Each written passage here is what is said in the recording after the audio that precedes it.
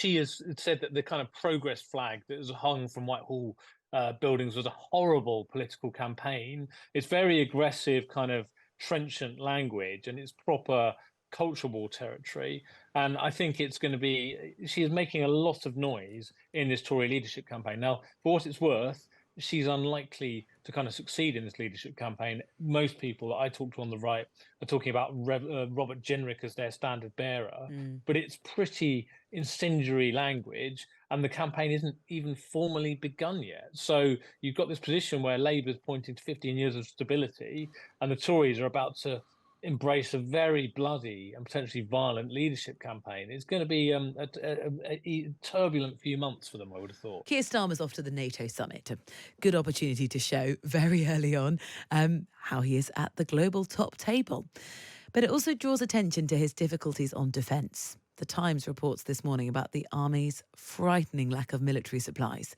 The outgoing head of the Army says his former forces couldn't fight even a small war for more than a month. The pressure grows on Starmer then to boost defence spending. Let's talk to the Times political editor, Steve Swinford. Very good morning. Good morning. So defence spending was a divide at the election.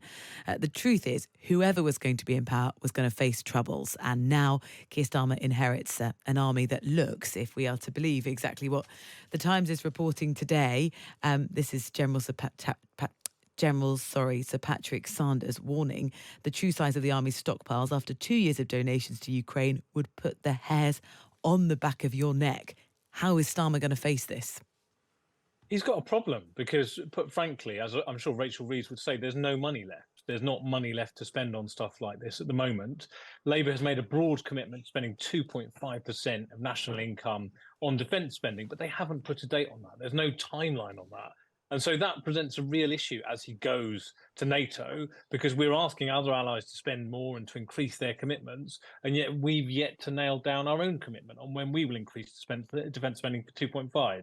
So you're going to hear more people like Patrick Sanders and other former generals coming out and saying that we've got a problem. And being frank, this wasn't a big part of the election campaign because there aren't many votes in it. It's not high on people's list of priorities. It's not like the NHS, the cost of living, but it really, really matters to the future and security of the world.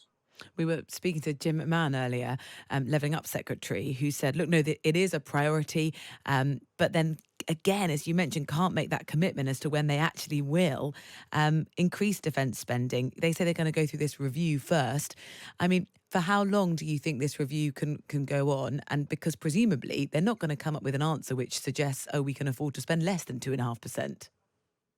No, and it's just a question of when will they put a figure on that. So you're going to have the budget in September. You might get some clarity around that. Well, they might just leave it floating. I mean, Rachel Reeves has just commissioned civil servants to look at the state of the public finances, which she said are in it's the worst legacy since 1945. And she's saying that they're in a kind of parlous state. This is arguably actually all part of Labour's broader narrative that the Tories salted the earth, they wrecked the economy, and we are going to have to clean up the mess. But I wouldn't expect any kind of firm commitments imminently. They've got a strategic defence review to do first, which could go on for some months, and then beyond that. So it's tricky, but it's also it's also a big moment for Starmer. He's days into the job, and he is getting on the world stage with other international leaders in a way that they've been planning for throughout the campaign and for some time. It's a big moment for him. Yeah, I mean, well, he'll meet Joe Biden. That's a pretty helpful start week one.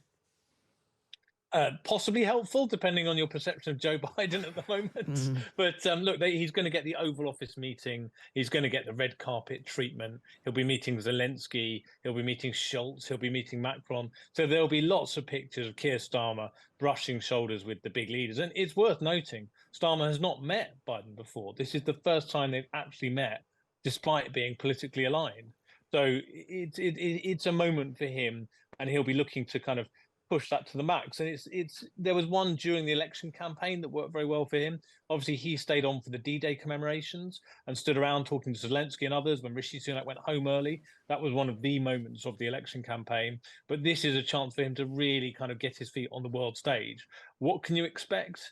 I think you can expect Britain to be pushing very hard for irreversible path to Ukraine's membership of NATO. And that will be the big thing on the agenda. Can we kind of get Ukraine on that path to NATO, and will the US and Germany and other countries have the stomach for that? So that's where there'll be the action, I think.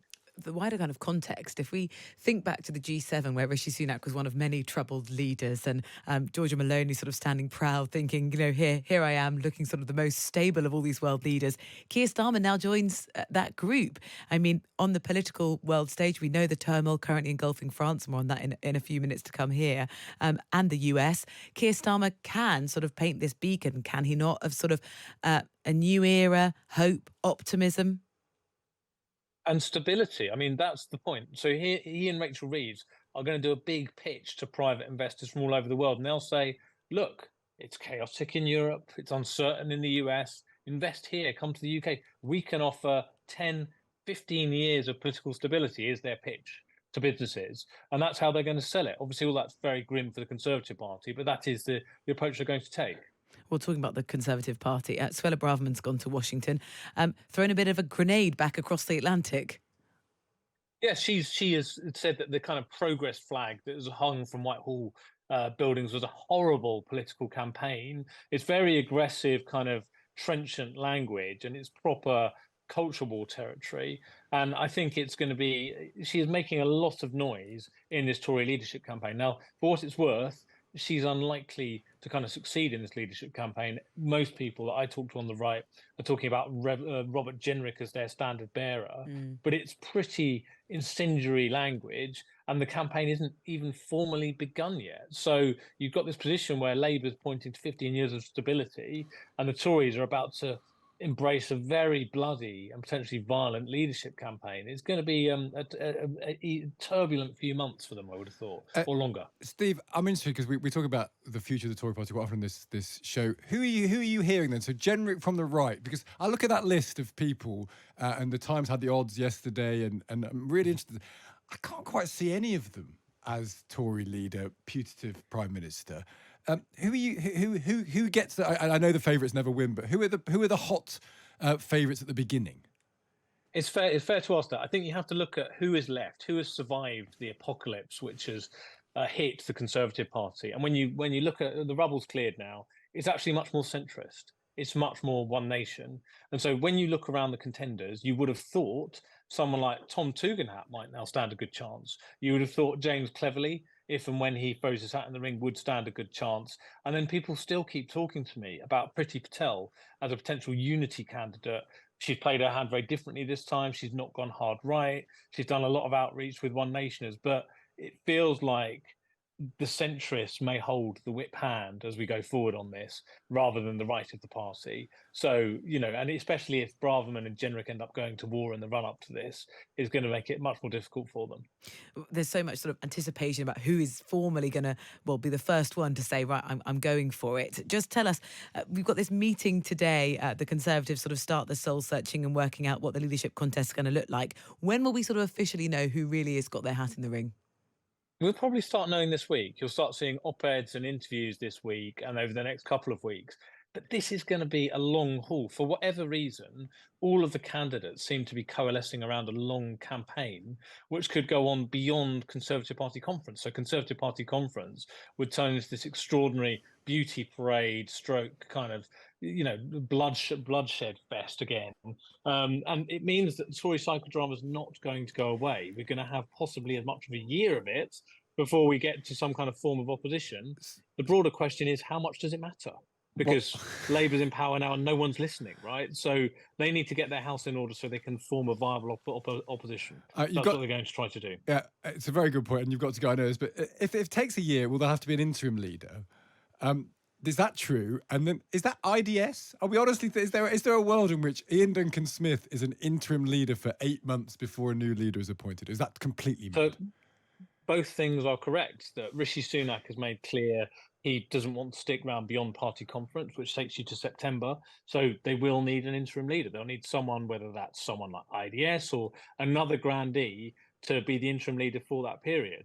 And also there is an argument that it's quite difficult having Rishi Sunak in place, given that a lot of these people that are campaigning are going to spend a lot of time ripping into him and his policies and what he's done. I mean, you don't envy Rishi Sunak it really, having been pummeled at the general election. He's now got this pretty difficult task of trying to form some kind of opposition to Starmer whilst taking brickbats from his own side. It's going to be challenging. Challenging is a great understatement there, isn't To it? say the least, yes. Stephen Swinford, thank you very much, the Times political editor.